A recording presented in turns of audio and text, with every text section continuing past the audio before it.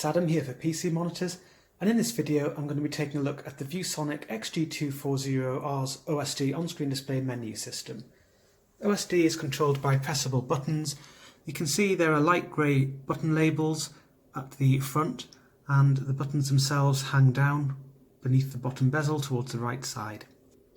The buttons themselves are actually shaped slightly differently depending on the button, so there's kind of what appears to be an up arrow there, a down arrow there, and the rest are sort of circles. But I don't actually find the OSD system particularly comfortable to use for that reason. I kind of find if I'm using it for too long, my fingers get little marks on them, and it's slightly painful. Not a massive issue, but I prefer joysticks or alternative OSD control systems to this. You can also see there's a forward-facing power LED, and that glows blue when the monitor's on, or glows orange when the monitor's on standby. If you prefer, you can disable that in the OSD. Now, before actually going through the OSD and even through the functions of the buttons themselves, I'm going to show you the RGB lighting feature, the Elite RGB lighting feature.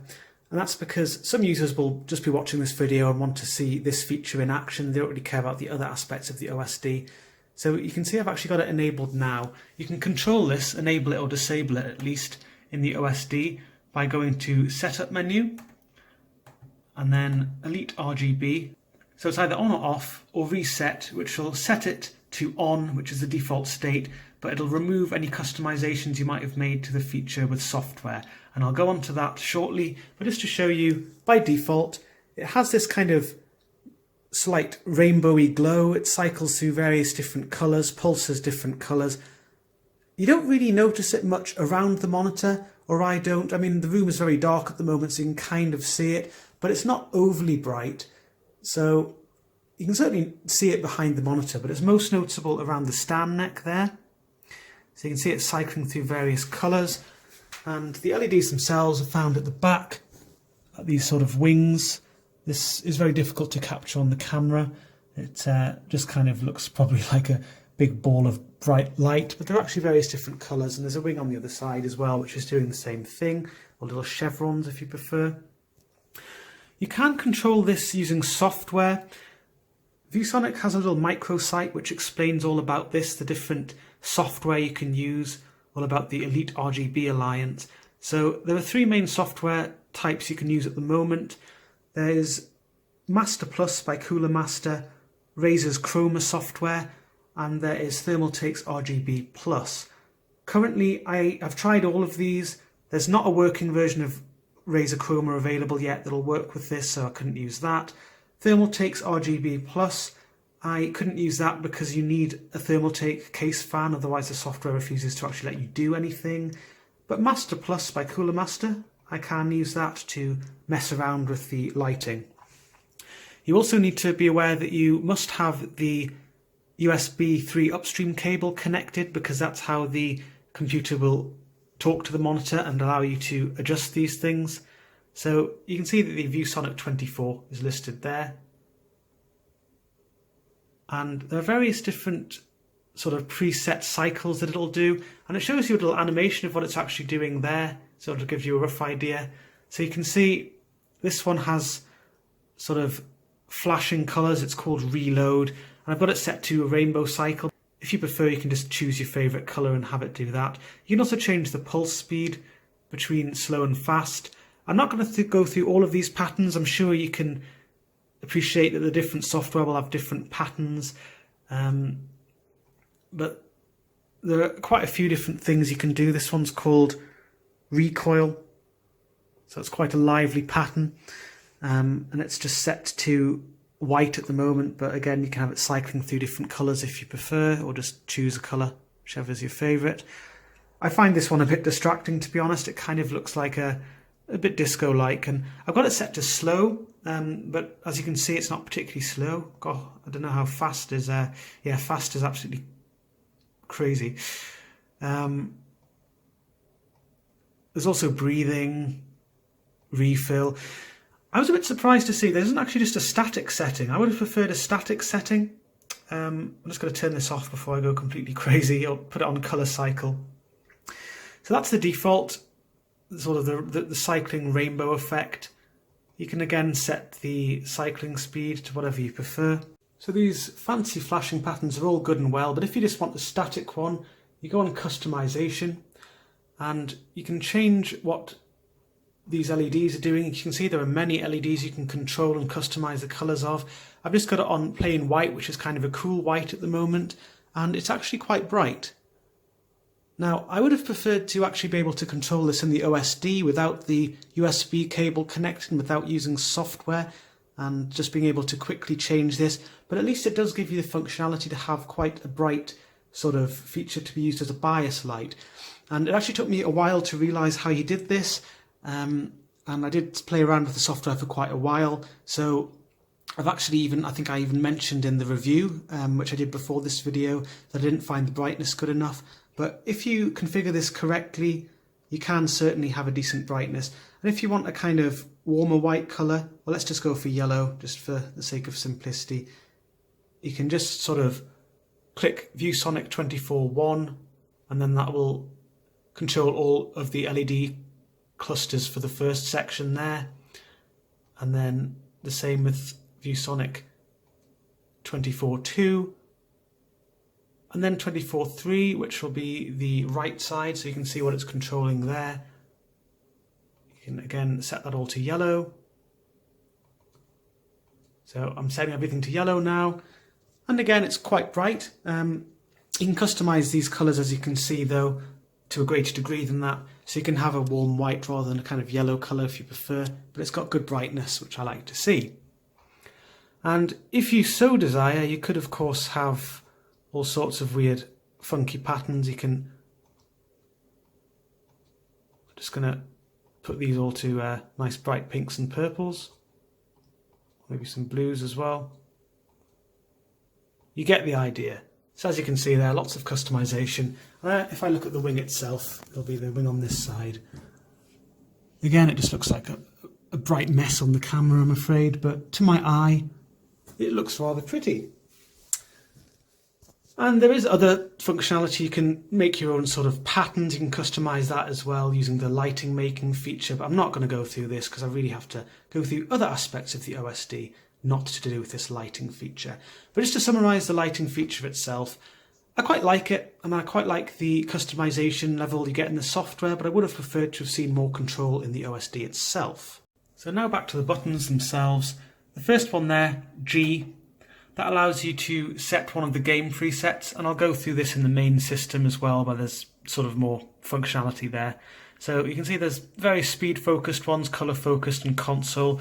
These presets, I don't find them very useful. I never really find presets very useful, except for these two ones at the end, which are customizable ones. You can even rename them, as I've done here. I've got test and LBL. I'll go through all of that shortly.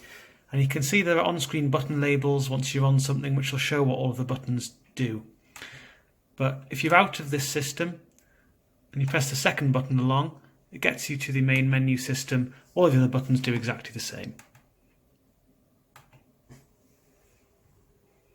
So into the main menu itself, it's got a refreshed look as it's a member of the ViewSonic Elite series, and it gives you some at-a-glance information at the top showing you things like the current refresh rate that's being used, the input, whether FreeSync's active on the monitor itself, whether the Elite RGB feature is active as well. First up, there's gaming settings. This allows you to set one of the customizable gaming presets, the fully customizable ones, so that's Custom 1 and Custom 2. You can also change the name, so I've got Test, which is my test settings, and LBL, which is a low blue light setting, and that's what I use later in the evening, not for specific testing, but just as I find it more relaxing, and it's good to limit blue light output. And I'll come on to that shortly, but you can see there are various different options here. Response time OD, response time overdrive. You can set that to various different settings are explored in the review. I find fast optimal there. Hertz limiter. This will be grayed out if you've got FreeSync active on the monitor, because obviously the point in FreeSync or adaptive sync is that it will adjust its refresh rate based on the frame rate of the content rather than you setting it to whatever you want. This feature doesn't work though, or at least it didn't in my testing. I tested with an AMD and NVIDIA GPU, and all that happens is the system thinks it's running at 144 Hz, the monitor is sort of set to a sort of pseudo 60 or 100 Hertz if you choose one of those, and you just are left with a stuttery, messy experience with frame skipping everywhere, and it's just a complete mess. So it's not a proper Hertz limiter feature, or at least in my testing I didn't find any utility in it. So I would just leave this set to native 144 Hertz, and if you need to control the refresh rate, do it with the game options or in Windows or your graphics driver or whatever. Don't use this. Next, there's black stabilization, and what that does is it adjusts the gamma curve of the monitor, and it's designed so that you can improve the visibility of darker areas in your games to get a competitive edge.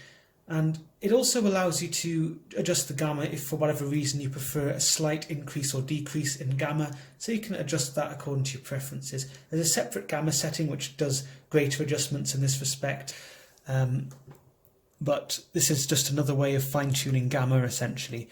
Now if you increase this, the visibility of these darker shades in the background improve. Because this is a TN model, there's sort of a, and because of how the camera is mounted, you're not really seeing what I will see, or you'd see firsthand, but you get the idea. The visibility of the shades increases when you increase the black stabilization, what decreases if you decrease it.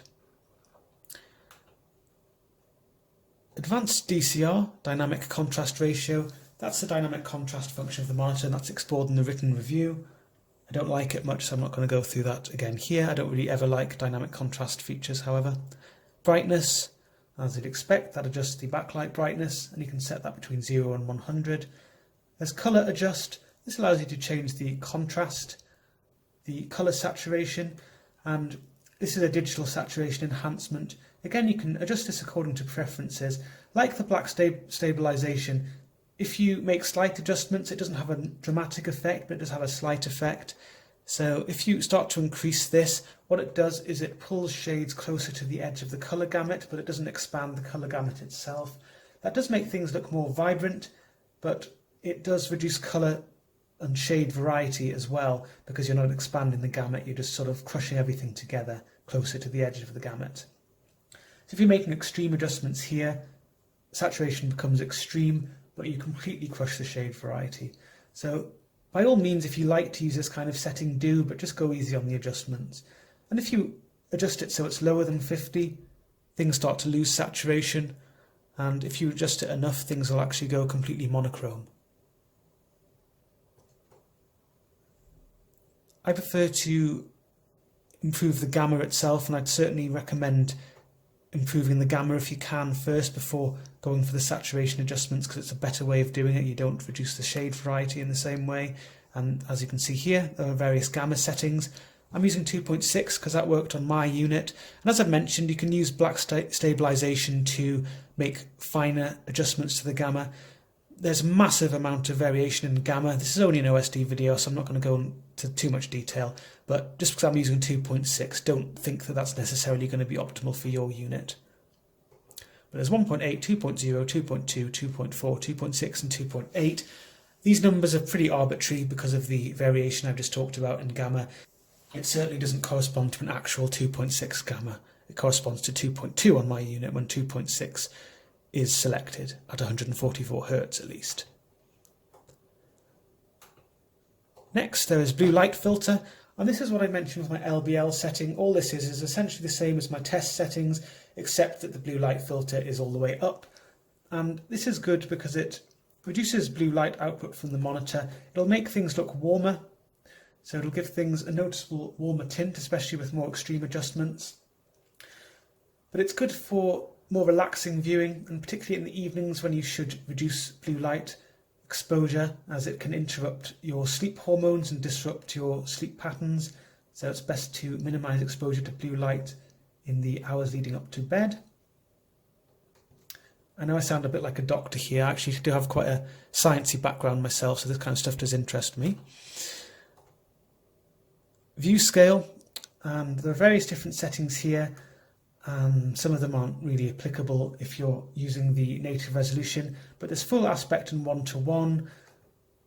So aspect will maintain the aspect ratio of whatever resolution you've set. Full will fill the screen, and use all of the pixels, even if it ends up stretching the image horizontally and sort of creating distortion in that respect. There's one-to-one, which is the pixel mapping feature, and that will ensure that only the pixels called for in the source resolution are used, so there will be a black border around the image if you're using a non-native resolution. 19-inch 4x3, this simulates 19-inch 4x3, so you can see that there's a big black border around the image. 19-inch 16x10, and you can also customize this. You can see there's a little scale there, 0 to 100, so you can actually slightly customize this so you can make it fill a bit more of the screen if you prefer. So it gives you sort of a bit of flexibility if you like to change the image size in the screen a bit. And there's 21.5-inch 16x9, and again you can customize that if you prefer. I know it's very dark in the room, so it's difficult to see, but the edge of the monitor is sort of there, so you can see there's a fair black border. There's an option to rename this. As I said, it's called Custom 1 by default. I renamed it to Test because it's what I use for my test settings. And there's a reset option just at the end there, which resets all of these particular things for your Custom 1 preset to the factory defaults. You do the same with Custom 2 and you can have a completely separate set of settings here.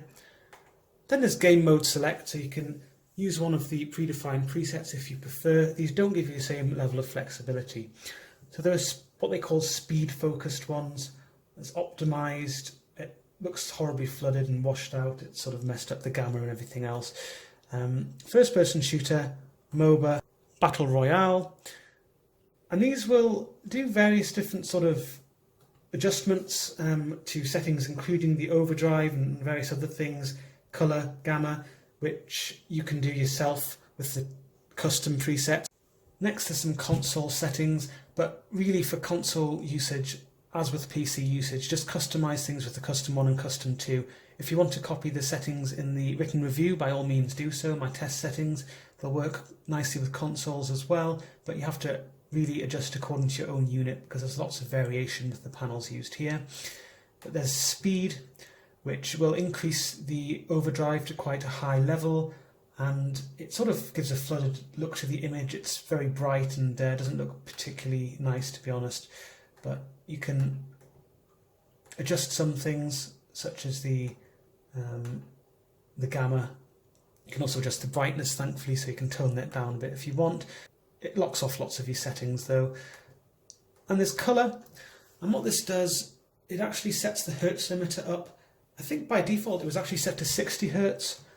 For some reason it's setting it to 200 hertz max refresh rate, but you can actually control the hertz limiter yourself here. It might have been because I tested 100 hertz on this before and it's remembered that or something like that, but I think it was set to 60 hertz. And as explored in the review, if you reduce the refresh rate, you do generally get higher gamma and slightly stronger contrast, so that's why it's calling it colour focused. And actually the overall setup for the image on this particular preset is actually quite good. But again, you can make these adjustments manually, and if you've got the monitor set to that refresh rate anyway, you can just do these with your custom settings and get more flexibility anyway. Next is AMD FreeSync, and that allows you to activate or deactivate the technology. You see I've got it activated at the moment. And it actually more specifically allows you to activate adaptive sync, so you can use that as an NVIDIA GPU user if you've got a GTX 10 series or above, as I explore in the review, or as an AMD GPU or system user, you can use FreeSync. Hertz limiter is greyed out when you've got FreeSync enabled, as I mentioned before. Next is display, and some of these settings are duplicated in the gaming settings in the custom modes, but you can see colour temperature. sRGB is greyed out, and that's because it only applies to some presets but not others. But you can change to a bluish, which is a very cool tone, cool, which is slightly less cool but still slightly cool in tone, so it's a sort of cool colour temperature. Native, which is the factory default. Warm, which is slightly warmer than the factory defaults. Or full colour control, which allows you to manually adjust the red, green and blue colour channels according to your preferences. Next there's colour adjust. So first off there's colour space, which should really be set to automatic if you don't know what you're doing there, or RGB, which most systems use. If you're using a YUV type system, then that's what the YUV mode is for. Feel free to experiment with that if you want, but you'll probably find YUV looks really odd on most systems. There is colour range, and that allows you to essentially select a full range or limited range RGB signal, or allow the monitor to automatically select it based on the signal it's detected. So if you're using certain games consoles, you might want to set this to limited. For example, the Nintendo Switch, I believe you should set that to limited, and perhaps some versions of the PlayStation. But for PCs and some modern games consoles, full range, or if you don't know what to select, select auto and try and set it up in the system itself. Next is gamma, which I've gone through already. Colour saturation, black stabilization I've also gone through. Next is image adjust, and again I've gone through these before. View scale is grayed out because I've got AMD FreeSync active, and you can't use that setting when FreeSync's active. Contrast, brightness, sharpness. Overscan, which is grayed out unless you're using an older system which actually supports this, or it's sort of relevant to your older system. And then there's blue light filter, which I've already gone through.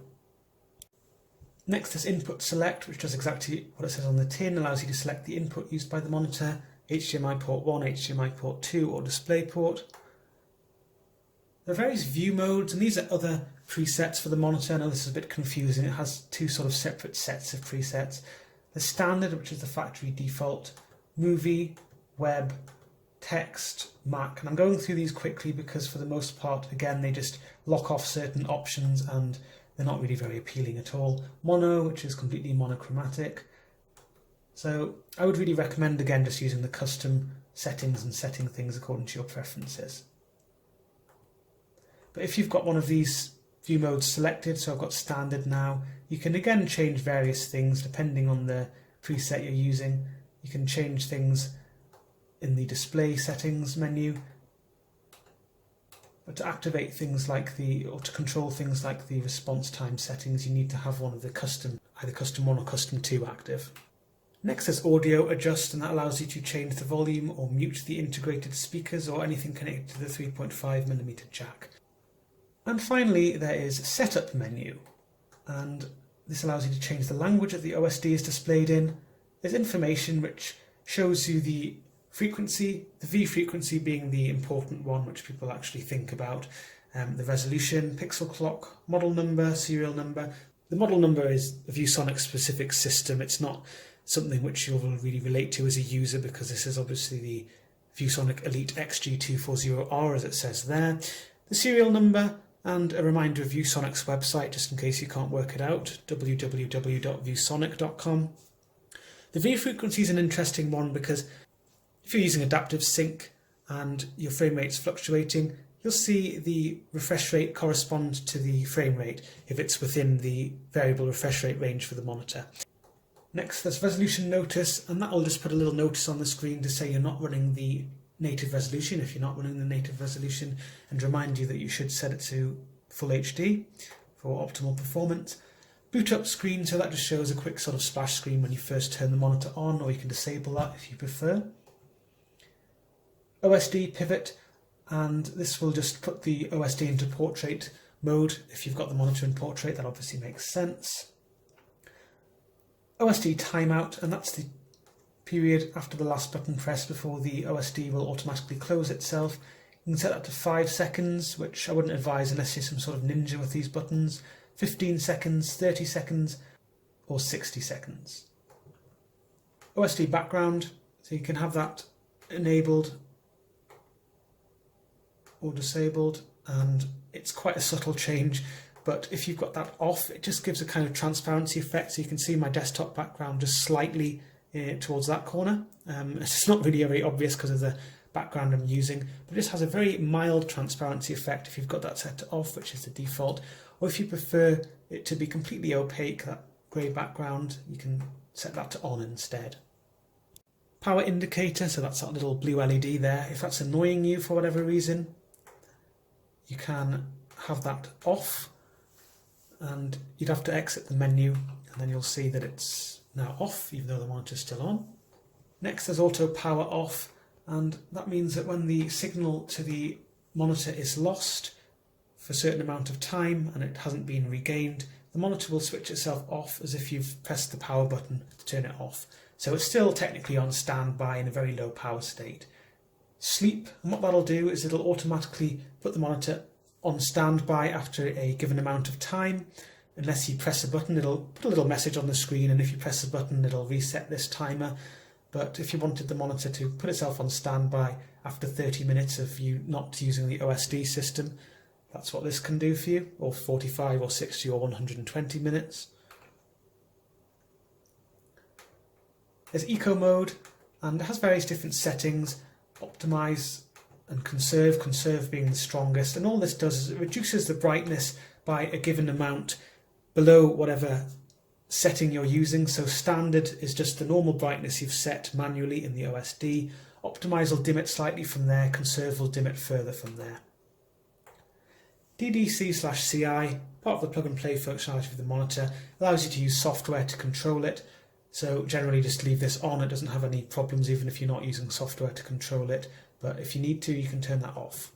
DisplayPort 1.1, this is a compatibility feature for older systems. If you're using a GPU with DisplayPort 1.1 instead of 1.2 or higher, then set this to on, but you will lose certain functionality such as adaptive sync, and you'll probably be more limited. I believe you'll be limited to 120 Hz as well. Elite RGB, gone through that already. Memory recall, which will reset everything to the factory defaults. So that's all there is to the OSD.